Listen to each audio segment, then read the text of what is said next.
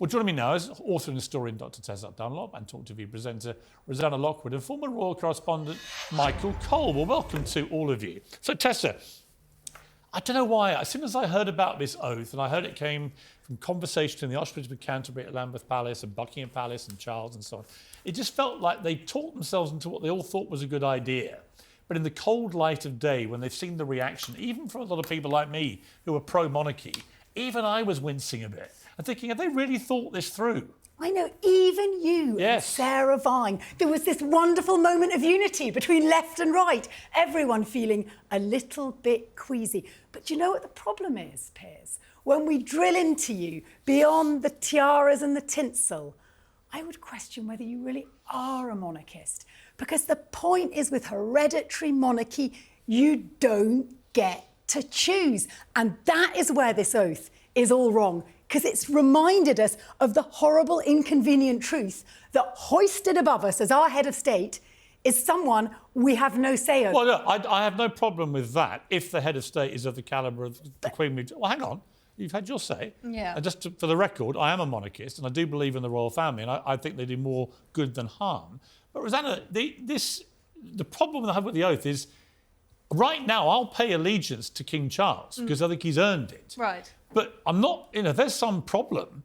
He's not there suddenly. You can't pay an oath on conditions, though, Piers. You can't say, I'm going to withdraw this at a later point. Why should it be in perpetuity for everybody else on the cab rank? I am going to listen to the historian Tessa Dunlop on this, and that is how inherited, power works. But I'm glad that you brought up in your opening monologue that point about dictatorial, because when I was thinking about this, there's something quite Soviet, almost, about everyone looking towards a TV set and pledging allegiance. The TV set doesn't. They say it was an invitation. You're not compelled to do it, obviously, but you're not going to get police running into houses arresting people. but I agree, it did have a slight Kim Jong-un feel. Right, you will all... we can all agree on these things. No, but I don't actually agree with you. I think they were trying to conjure up ideas of Merry England and the Maypole, allegiance to the king, ho-ho, the medieval times. Where is the Green Man? It just failed, that's all. Well, OK, let's bring in Michael Cole.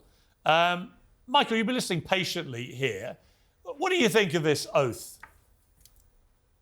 Well, Piers, as you've said, it is an invitation to people to make an oath of allegiance to the king and his successors. And like any invitation to a dance or to a wedding, it can be declined or it can be accepted.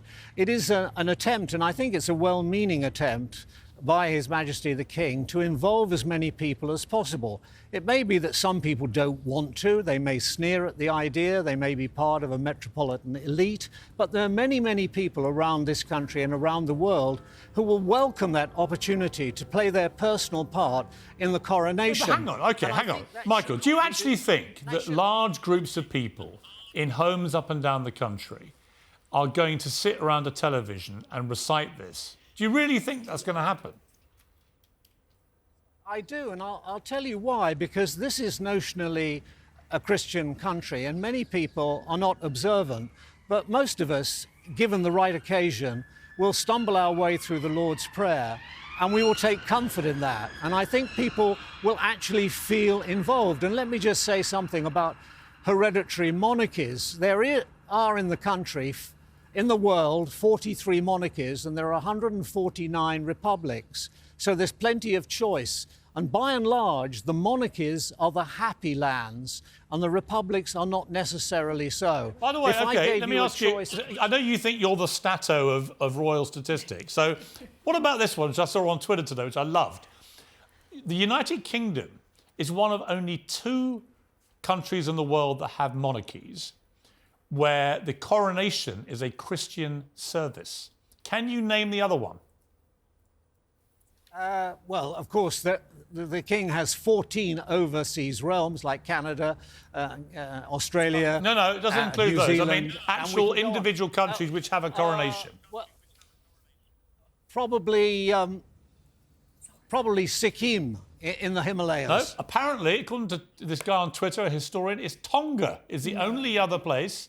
which actually has... Did you get that right? No, we didn't. I would love to pretend I did, but of course she stole the show at the 1953 coronation. Yes. Looking extraordinary in a downpour. I've got a question for Michael. Can we go back to him? As he's such a believer in us notionally remembering the Lord's Prayer and likewise this Pledge of Allegiance, can you pledge it down the lens right now? Have you learnt it off by heart? No, I haven't, but I have got written down, because I was prepared to be on the Piers Morgan show, the oath that Prince William is going to swear. Oh, yeah. And he says, I, William of Wales, do become your liege man of life and limb and of earthly worship, and faith and truth I will bear unto you to live and die against all manner of folks, so help me God. Wow. And that was from the days when... Yes, indeed. That was one of the days when it was important for the monarch to establish who his friends were. A monarchy and a coronation was a matter of life and death. You see, I would only... This is very important. Look, to be honest with you, I would only say stuff like that to Thierry Henry or Dennis Bergkamp. And your wife? Possibly Lord Botham, Ian Botham. That's about it. Three sporting legends. Rosanna, you've been waiting patiently. I want my chance with Michael now, because I want to speak on behalf of the sneering metropolitan. Yes. Given that, you know, I'm a sort of millennial journalist type, even though I live in the countryside in a village. But I think what people are doing here when they're saying, I don't really want to swear allegiance, you know, they may feel agnostic about the royal family.